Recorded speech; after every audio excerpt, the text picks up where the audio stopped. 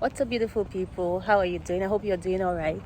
It's very early in the morning. I have somewhere to go to, so I left the house very early. This is what my hair currently looks like. I know you're like, what? Yes, but to be honest, I didn't like the other locks. First of all, like I said in the previous video, it was already unraveling, and then it got to a stage that it was just looking funny. And then I obviously knew that I was not going to go back to the person who did it, because I didn't think I liked the work that they did. So I was looking for another person who could correct it, but I didn't find, and I needed to go out a couple of times. And so I just got tired of wearing wigs. Like, when you have to go out every day, like to offices and stuff, and then wearing wigs, I was just over it. And then this day I took a comb and I was just combing through, and that's how I combed through everything. Of course, my hair was not really locked, but since I have 4C hair, some parts were a bit tight, but it was easy to do. So that's how I got this back. But to everyone who subscribed thinking that I was getting locks, don't worry, I'm still going to get locks. So don't be discouraged. Don't think, oh, you subscribed and now she's not doing locks. Nope, I'm still going to lock my hair. I finally found somebody. I saw someone who had locks, and then I asked him who did his lock, and then he told me the person. I was initially thinking of instant lock, but the person he referred me to doesn't do instant lock, so I'm just still going to do the same thing, but hopefully this time at least I have her closer, and I hope her work will be good. So far, looking at the person that she has done, looking at the person whose hair she did, it wasn't bad, so I think mine might be okay. So now that I have some time, let me tell you about a few things that are different between Canada and Japan. So people always ask me, like, what's the difference? I know I made a video before, but the truth is it's not really exhaustive. Like, every time something always comes up, I'm like, oh, I should do an updated list. So as I was walking, that's when this video idea came to my mind, because I saw something which rarely happens in Japan. So pet owners in Canada versus pet owners in Japan. In Japan, pet owners are really, should I say, society conscious, or like they really care about the environment, like they don't want to offend non-pet owners. They don't want to offend other road users. So what they do is that as they are moving around, they carry a small bag, and in that bag there's a water bottle, and then there's a plastic bag. Most times when pet owners are moving, you always see them with that bag, and the purpose of it is that when their pet messes up the place, they either carry the waste with the plastic bag, or if it's waste that doesn't require using the plastic bag, they flush it off with the water. But you see, people in Canada are not like that. In Canada, people are moving with their pets mess up the place, and then they just continue going, like they don't worry. So as you're moving, you have to be very careful, because you might step on something. Worse still, if you're moving on grass, if you're moving on the sidewalk, at least you can see. If you're on the grass, you can step on something without necessarily knowing. That's number one. Number two, in Canada, milk comes in plastic bags. I have never seen this anywhere. In Japan, milk comes in like milk cartons. In other countries as well, milk comes in milk cartons, but in Canada, milk comes in a plastic bag. So you might have a big plastic bag, and then you have like 3 bags of milk inside, and then when you open one bag, you put it in like a jug kind of thing. I'll insert a picture so you see what I'm talking about, and then that's how you serve it. So it was pretty interesting for me, like milk in a plastic bag. But yes, milk comes in a plastic bag in Canada. Number 3, portion sizes in Canada. So in Japan, for example, it's very, not like it's very difficult, but most people in Japan are within a certain size range. And I want to think that the reason why they are that way is because of the way food is served in Japan. For example, if you go to a restaurant in Japan and you order something, rarely would you have so much that you can't finish, except you go for a buffet. But in most cases, if you go to a regular restaurant to eat, the amount they will give you, you will be able to finish it.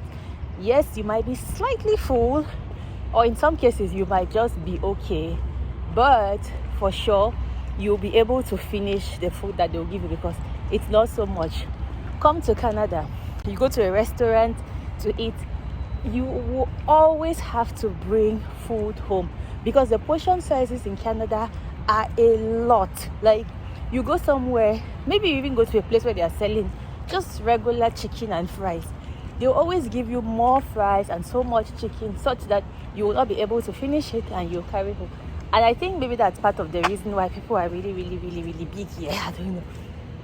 Yeah, so that's it. In Japan, you hardly see people asking that they want to take food home because the food hardly remains. But in Canada, as you're eating, the waiter might even come and ask you, like, do you want to take it home? Do you need to take away box? That kind of thing. So yeah, the portion sizes in Canada is always a lot. Number 4 now, I think, getting a credit card in Canada. I was in Japan for a couple of years and I never succeeded in getting a credit card. Fine, there were a few people who came after me or even before me or during the time that I was there who got credit cards, but I don't know, for some strange reason I never got it.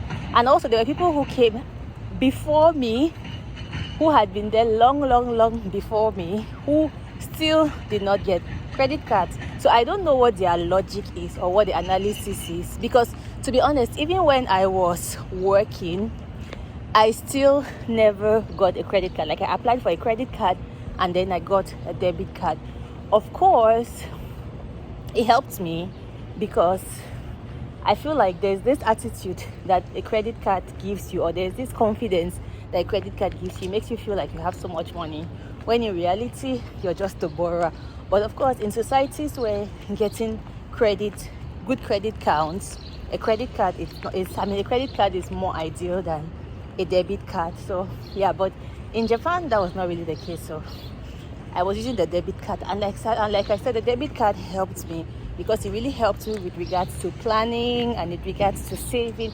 Like, I knew that the moment money is finished. It's not a thing of I feel like I have so much money when in reality I don't.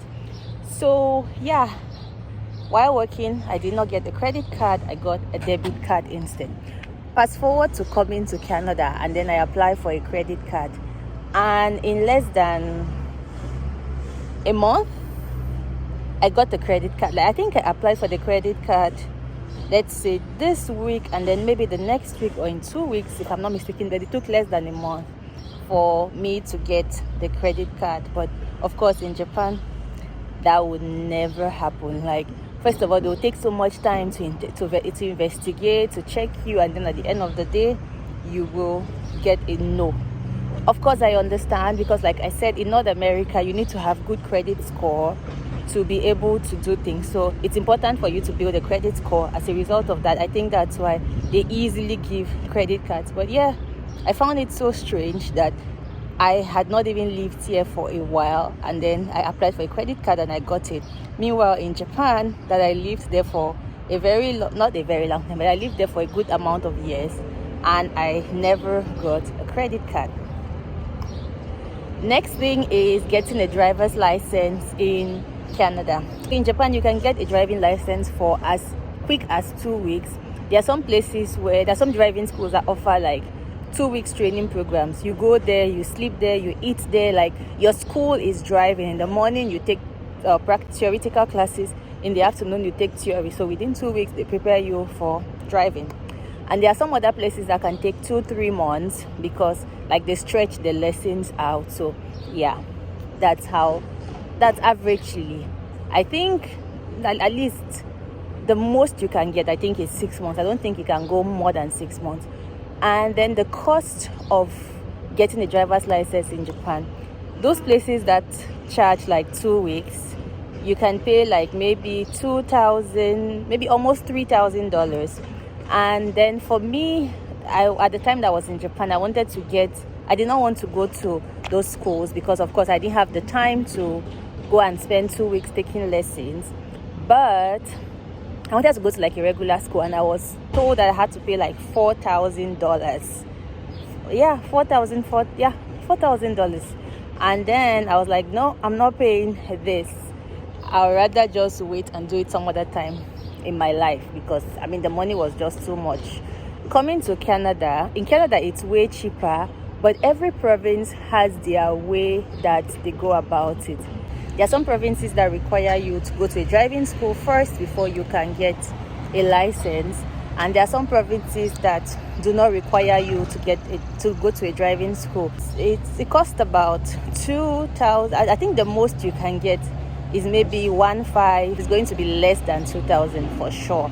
But then it takes a lot more time in Canada to get your driver's license than in Japan, because in Japan after 2 weeks you can start driving and all, depending on where you go to. But in Canada it takes you a while. First of all, you have to go through the codes and everything, so it takes a while before you can get your driver's license in Canada. But of course it's way cheaper here than in Japan.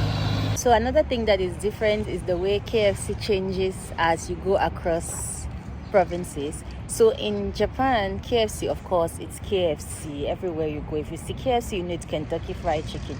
But in Canada, in some provinces, you can have KFC. In other places, you can have... So in French-speaking provinces, it's PFK. In English-speaking, it's KFC, because PFK stands for Poulet Frites Kentucky. Hi, what's up? This is several weeks after I started the previous video. For some reason, I don't know, but I just lost the video on my phone. I couldn't find it, and then that was it. So, but anyway, this is what my hair looks like now. It looks a little bit rough today. I finally did the locks. My sister doesn't like this hair at all. Anyway, I finally did the locks. This is what it looks like. It's just of recent that I started really wearing this hair out, to be honest. Previously, I used to always wear my wig on top because, I don't know, I just feel like the hair doesn't go with my face. I don't know, but I mean, it is what it is. I've learned to appreciate it, and now I'm beginning to wear it like this. So I was telling you about the differences between Canada and Japan.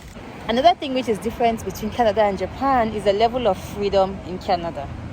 So typical example is when people take the bus.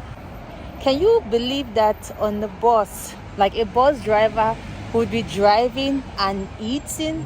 Like I had never seen that before coming to Canada. Like the first time I saw it, I was so surprised. Like a driver was driving and he was having his breakfast. Like, I mean, we all do that, right? Sometimes you rush out of home and you're so much in a hurry, and then you just grab your food and then you're eating on the train or maybe on the bus. But I did not expect that a bus driver would be doing it. Like, it was so surprising to me.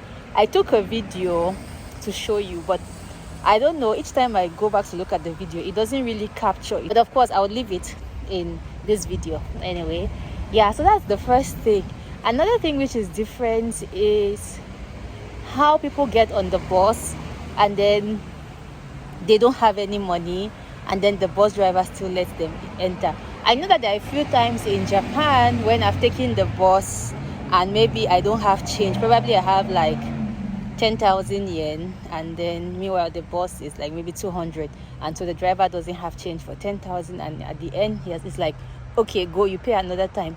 But in Japan, you will not really get people who actually get on the bus knowing that they don't have money and start negotiating or start pleading with the driver to take them.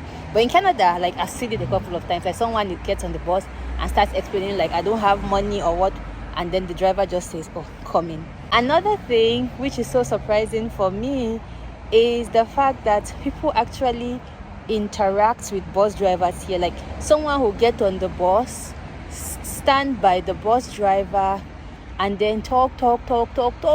You think they know themselves, but based on the conversation, you would know that they are not really that close. But then they would just talk about different things.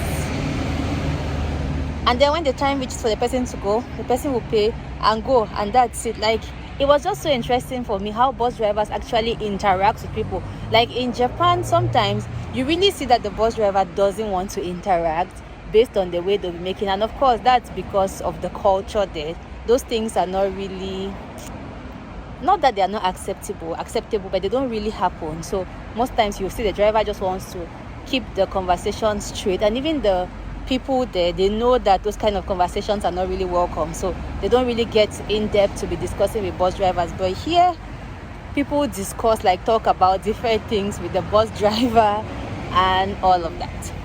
Yeah, this is all I have for you. I'm going to go home now. Hope you learned a few things about Canada. Thank you so much for staying tuned with me. See you in my next video. Goodbye.